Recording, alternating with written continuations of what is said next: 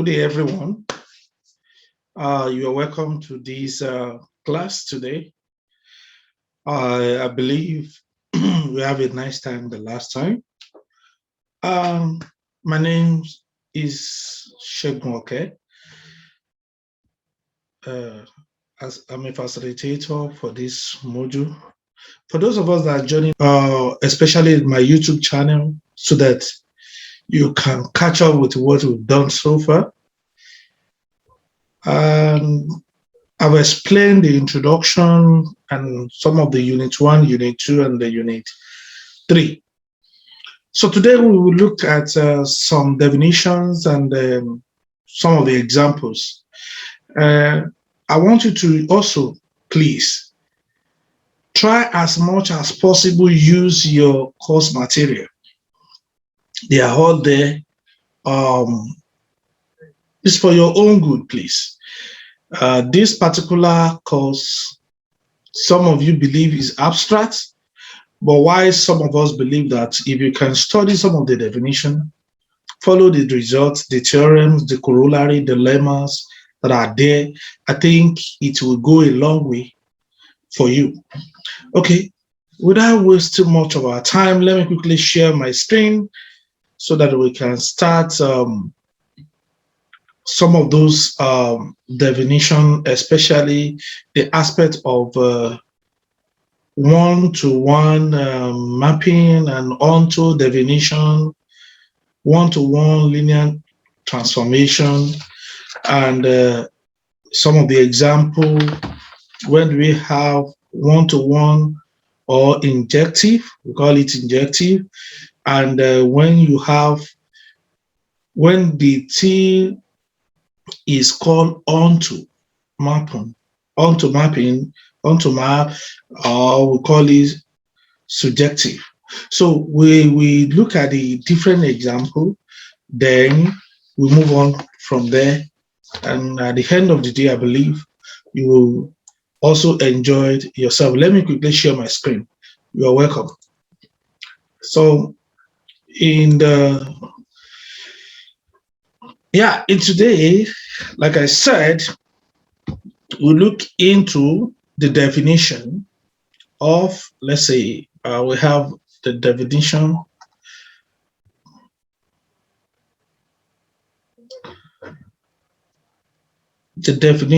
of what we are working on. So, for example, a function, okay,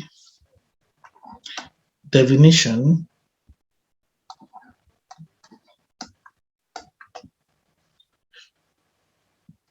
let me try and write it very well so that you can get what I'm doing.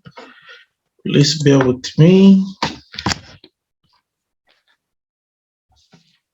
So when you have the definition,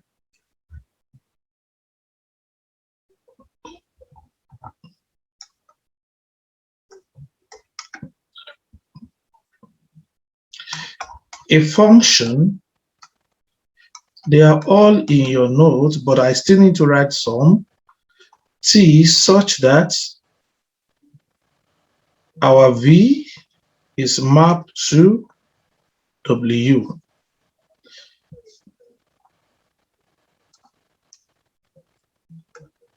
Is said to be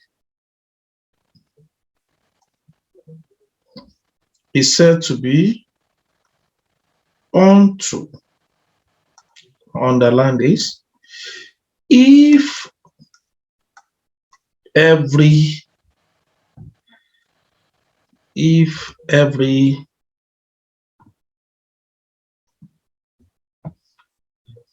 element,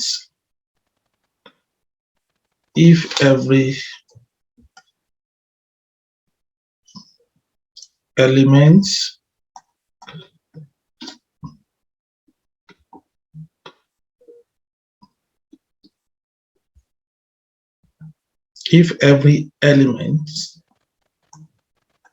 in W has a pre-image.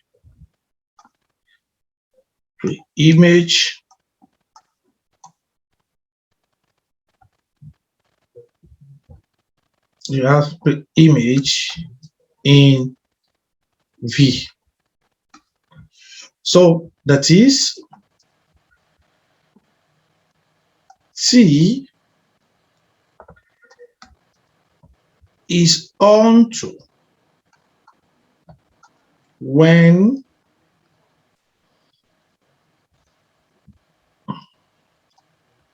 range of T is equals to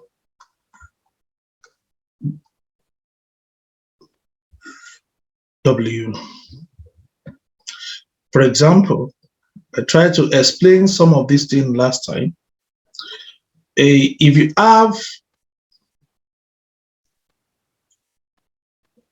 you remember the last video I put, this is domain. I said this is my domain, which is our capital V. Then we now have our codomain here.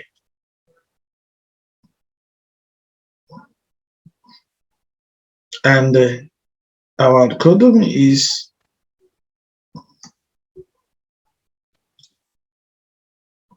we have small v, or small omega rather, or small w. Let's use small w. So this place we call it range. So, and the entire here,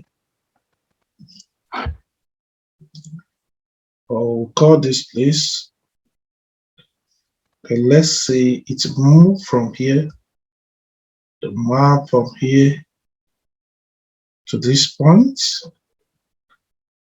So where we have our T, so this place is called codomain.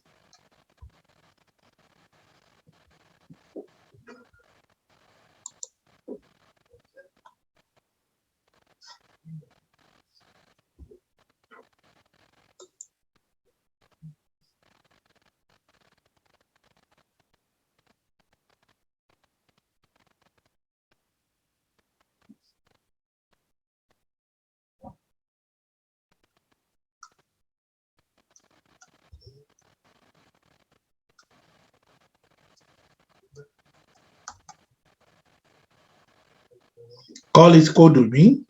So from here we say T such that V map to the W. So the definition is very simple, as you can see.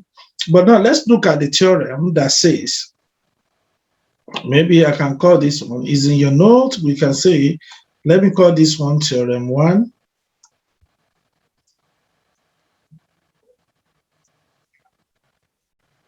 That's a theorem 1 now. Such that is for 1 to 1 linear transformation.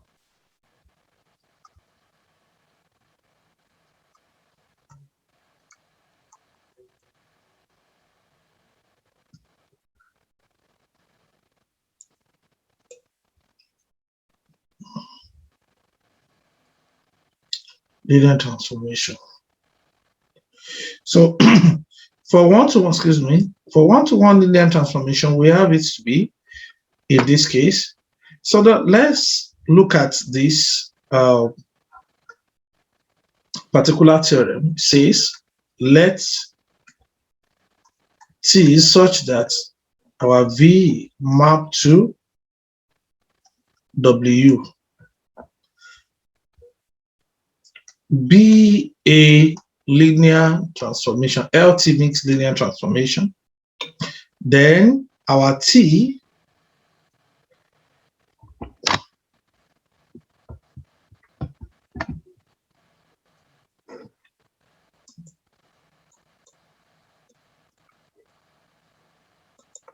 So our T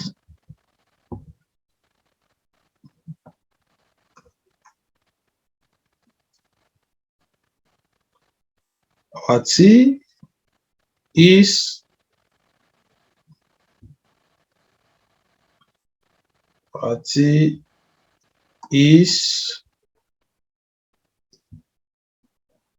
1 to 1 if and only if only if our kernel, we all know the definition of kernel of T is the same thing as the set 0, that is the additive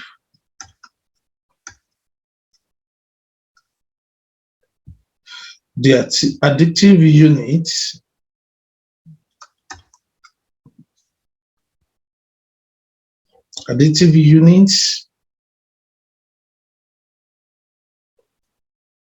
element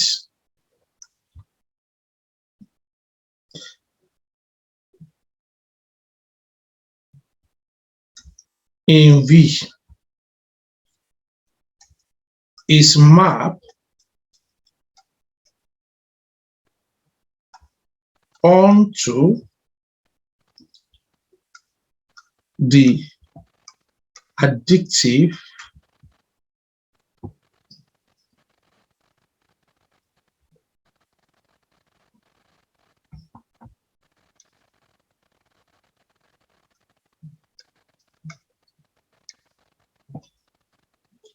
to the additive unit elements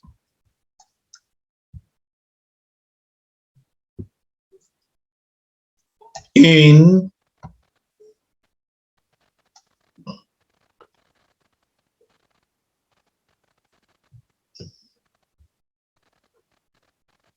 sorry for that.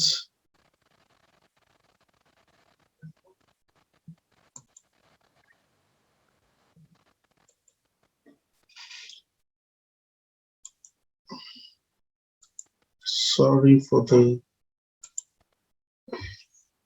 so elements, additive elements in W. So we need to prove this, that is 1 to 1. And how do we prove it? It's very simple. Let's look at the proof. So the proof says we'll be using all the previous definition to suppose T is 1 to 1. Suppose T is 1 to 1.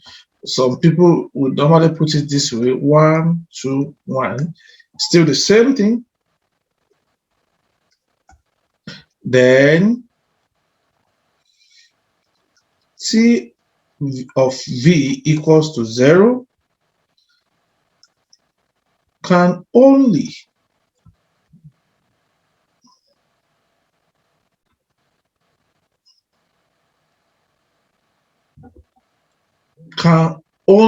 have one solution. Can only have one solution, such as V equals to 0. That is, anytime when you have the definition of kernel of T to be equals to set 0, then the next thing is we suppose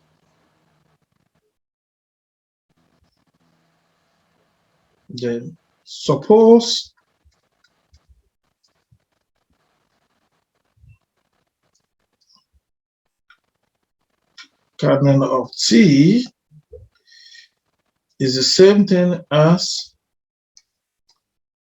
0 and t of u is equals to t of v. So we don't have t of u minus v is the same thing as t of u minus t of v. Everything now equals to 0. Therefore, we can say t is a linear transformation based on our definition. T is a linear transformation.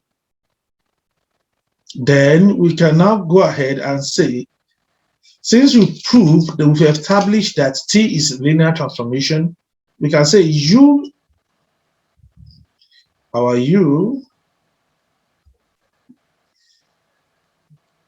minus V, they all belongs to the kernel of T, which implies that, let me write it, sorry, it's too far from each other.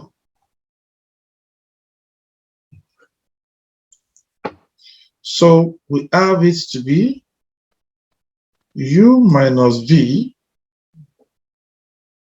belongs to the kernel of T, which implies U minus V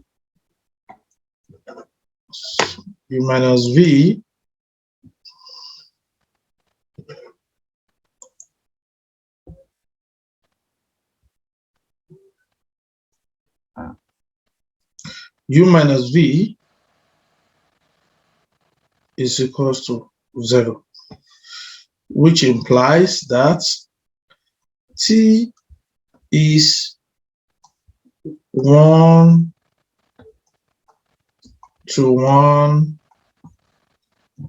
linear transformation.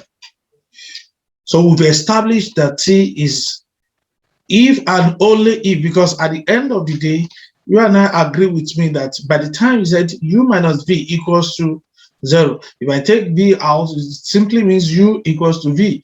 Therefore, T is 1-to-1 linear transformation. Let's look at another definition.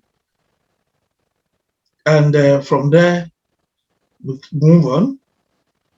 This definition too, another definition says, definition 2, what's it? Is let T such that U tends to V, U map to V, be a linear transformation. Now, A, T is called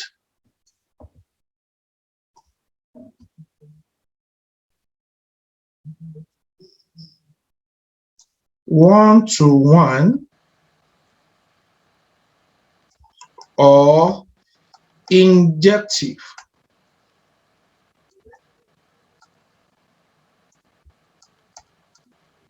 Or injective.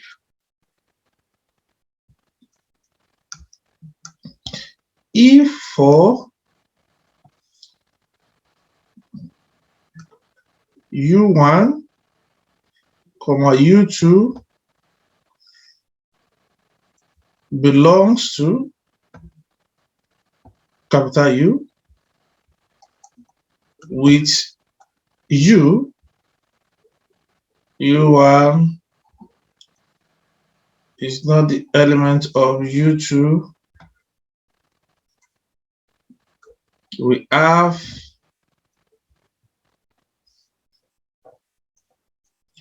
T of U1, which is not the element in U2, T of U2. So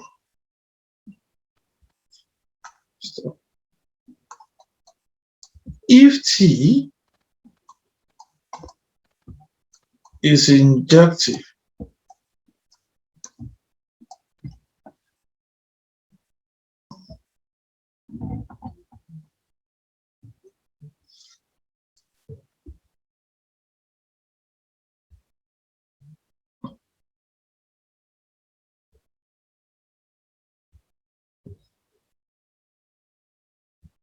so we have it to be injective, then we also say T is 1:1. We also say T is 1:1. Note that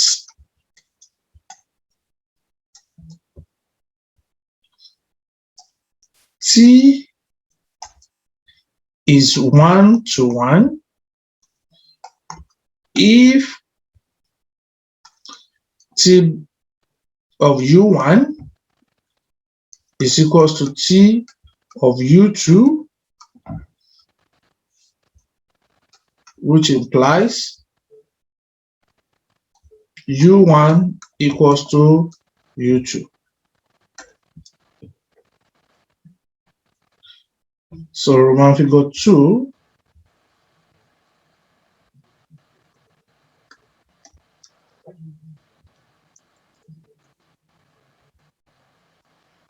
T is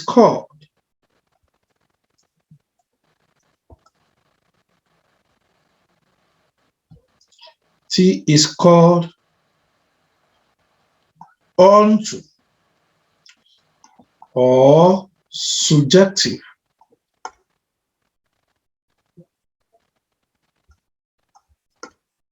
It's called surjective if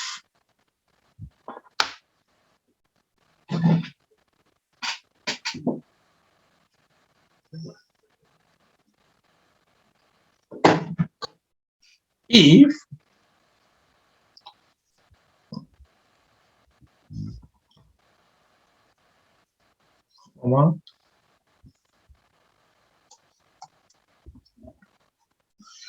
for each small v belongs to capital V, there exists, this is the symbol for there exists, small u belongs to capital U, such that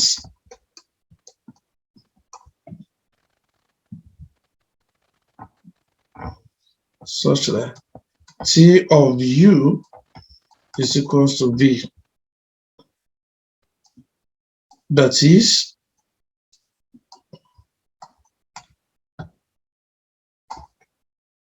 R of T is equals to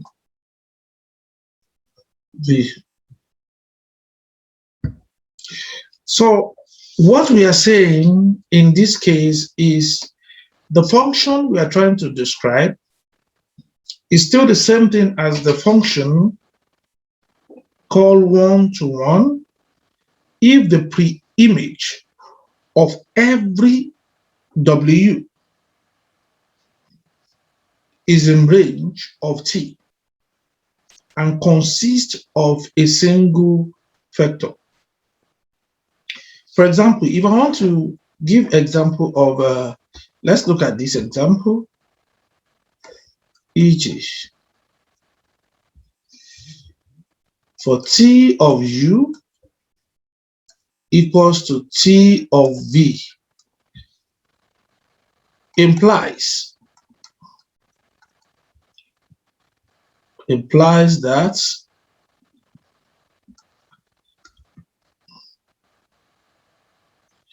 U is equals to V.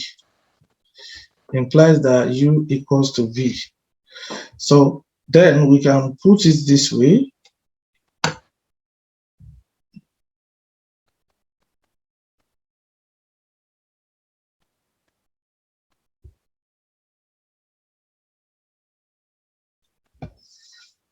put it this way.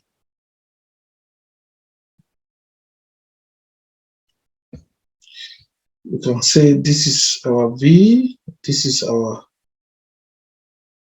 omega or W. So I have a point here, a point here, and a point here. Another point here, another point here, point here. So when you say 1 to 1, simply make this, map this. Then this also map this. Then also this map this. So where this is our T, all this line there. So the mapping is, this is an example of 1, 2, 1. Okay, map. So for the another example, if I have this, I did not, okay, we have this. So we call this, this, and this. So then we have this. This is a V, this is a W. Maybe this one, map this. And this particular one, map this.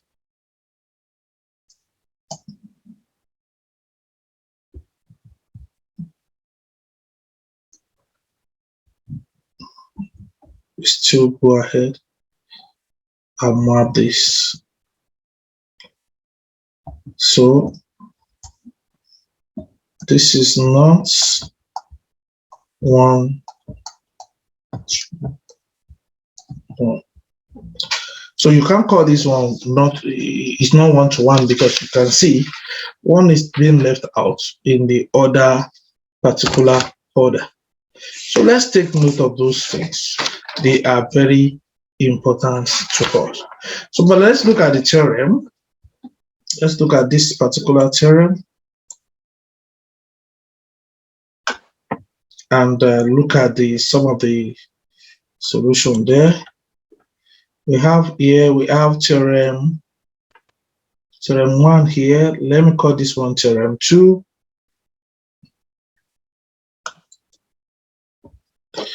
Call this one theorem 2. For theorem 2, we have is that let T such that U map V is 1 to 1 if and only if the kernel of T equals to 0. It's equals to 0. So for us to prove this, we have to show something similar, which we've done before. I may not disturb myself, but let me just, for the sake of every one of us, let's just quickly solve it here, or the question can be in different form. So proof. For us to prove this, you say, firstly, you need to assume,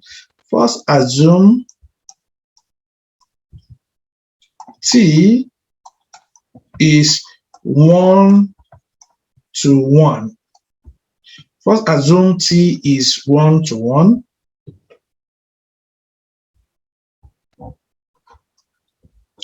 So then, don't forget, we want to prove something up. T is 1 to 1. Then we said let's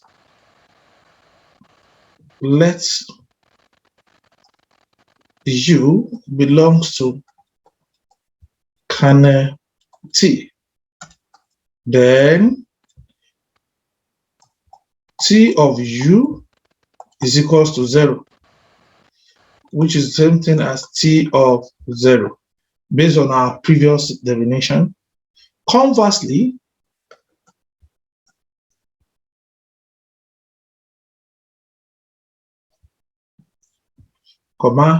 let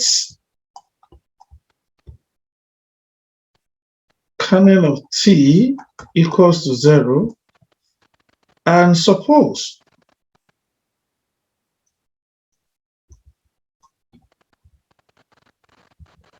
u1 belongs to capital U with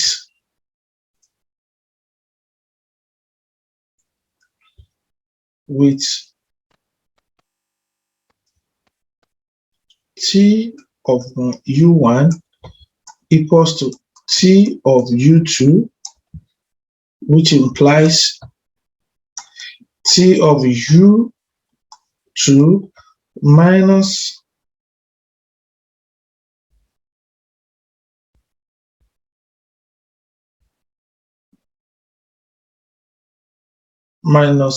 u2, which is equals to 0, implies that u1 minus u2, they all belongs to the kernel of t.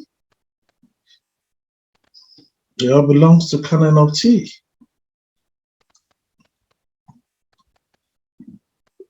Which implies u1 minus u2 equals to 0. Which implies u1 equals to u2. Therefore,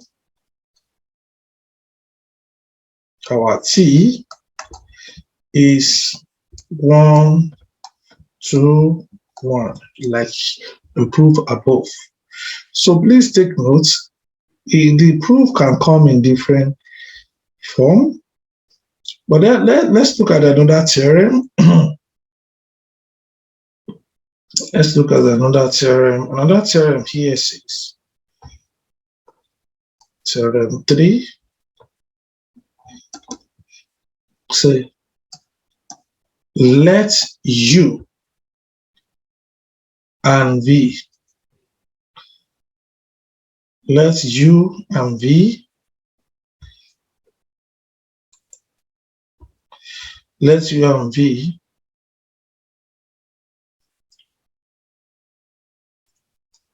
be A, let U and V be the vector. So let U and V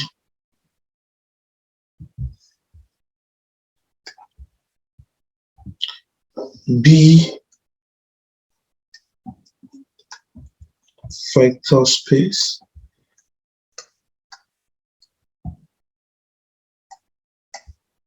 over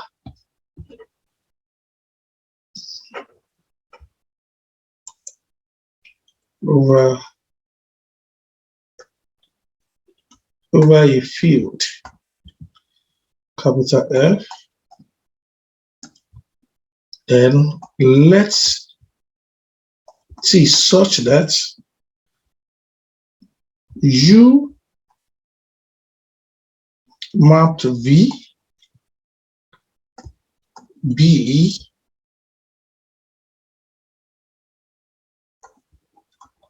one-to-one and onto linear transformation. Then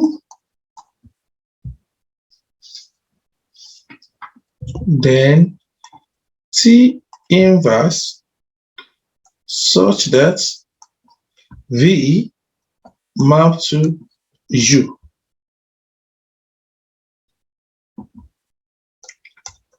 is a linear transformation. So it's a linear transformation. In fact,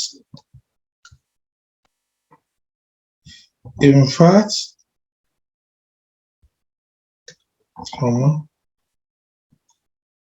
T inverse is also 1-to-1 and onto. Don't forget, you need to remember the definition of 1-to-1. You need to remember the definition of onto as stated above, or in your coursework, in your course material.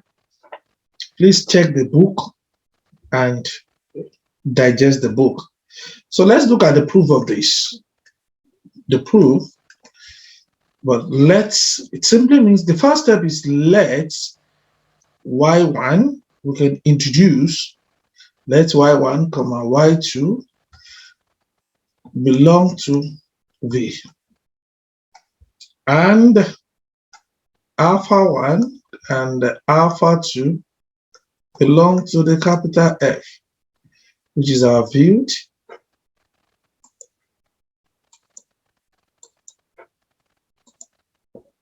So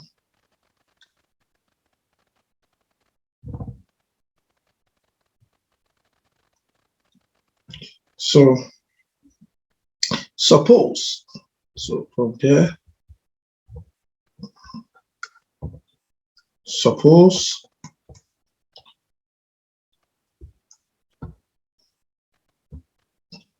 T inverse into y1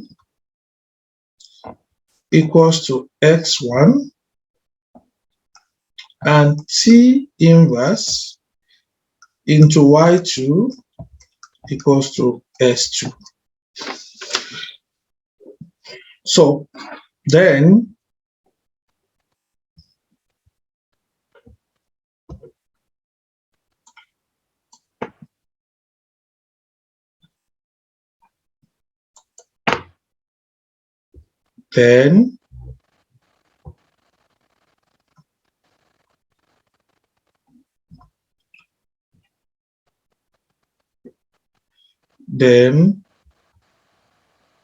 we can also proceed by saying, by definitions,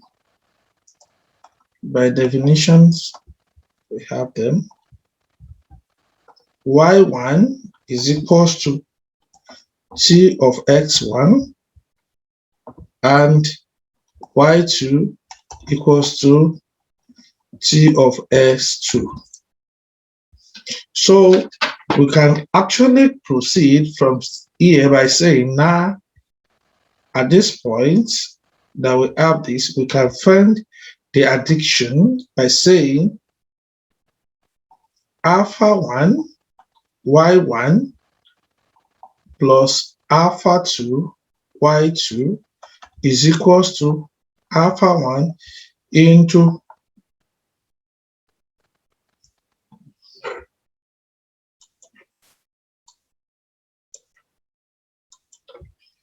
alpha 1 t into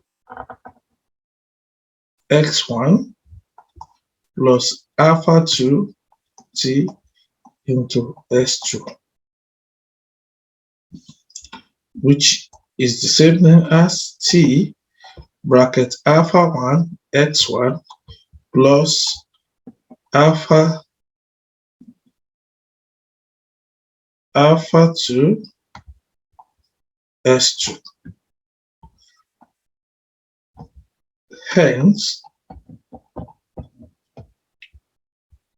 T inverse will now be alpha T inverse into y1 x plus alpha 2 y2, which is the same thing as alpha 1 x1 plus alpha 2 s2. So from here, you can agree with me that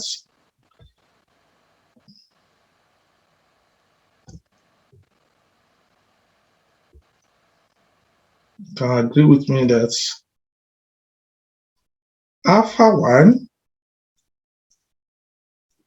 T inverse bracket y1 plus alpha 2 T inverse bracket y2.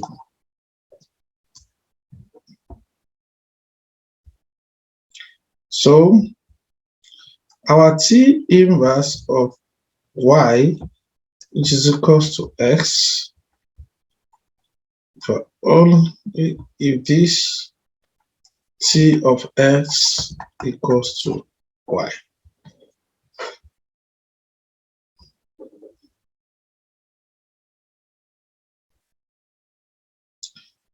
This shows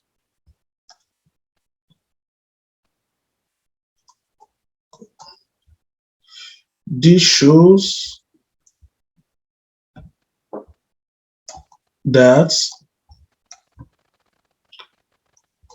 T inverse is a linear transformation. T inverse is a linear transformation. So we need to show that T inverse is 1 to 1. For this, we now say suppose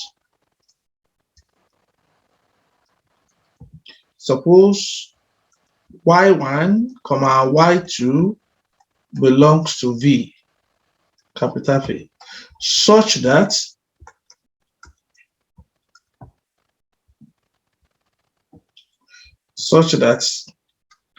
T inverse bracket y1 is the same thing as T inverse equals to y2. Then let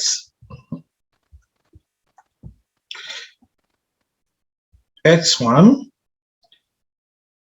equals to T inverse into y1 and s2 equals to T inverse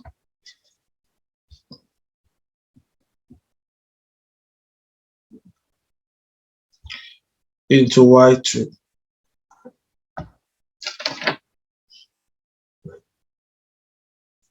So all these proof as very simple. If you know your definition very well, then our T of x1 is the same thing as T of s2. That is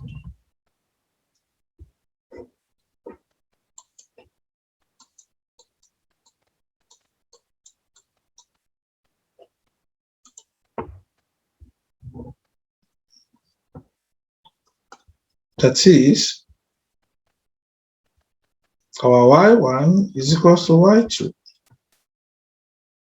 Thus,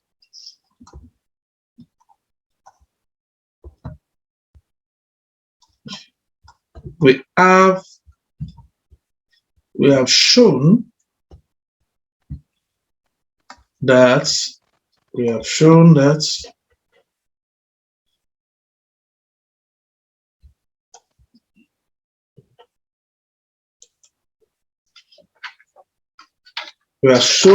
T inverse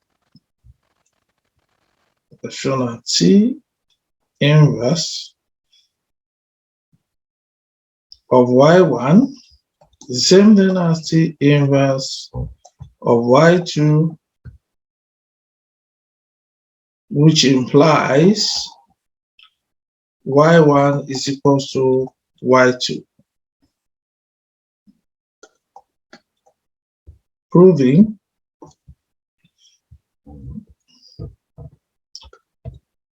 that T inverse is 1 to 1.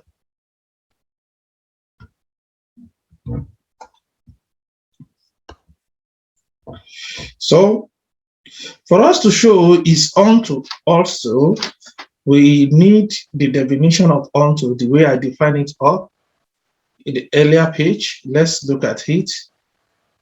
So we see inverse is also surjective. It's also surjective. So because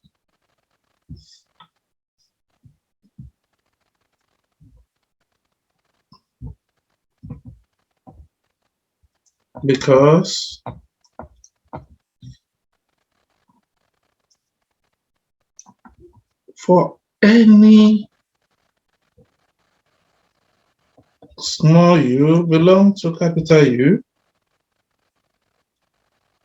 there exists T of U is equals to small v belongs to capital V, such that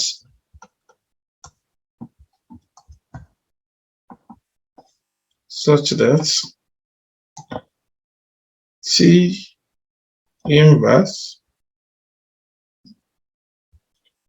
of small v equals to U. According to which implies the theorem that I've stated above, that one-to-one and onto linear transformation are invertible. So according to that theorem, they said they are invertible, and the inverse is also a one-to-one and onto linear transformation. So please, it's already proven, we already prove it, that says that is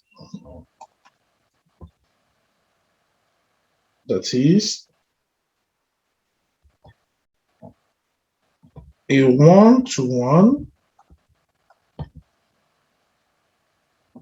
and onto linear transformation.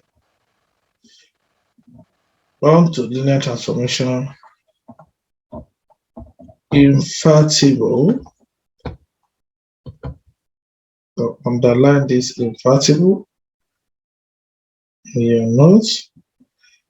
Invertible and the inverse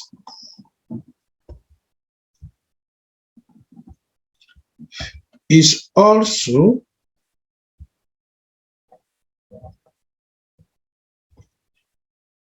a one-to-one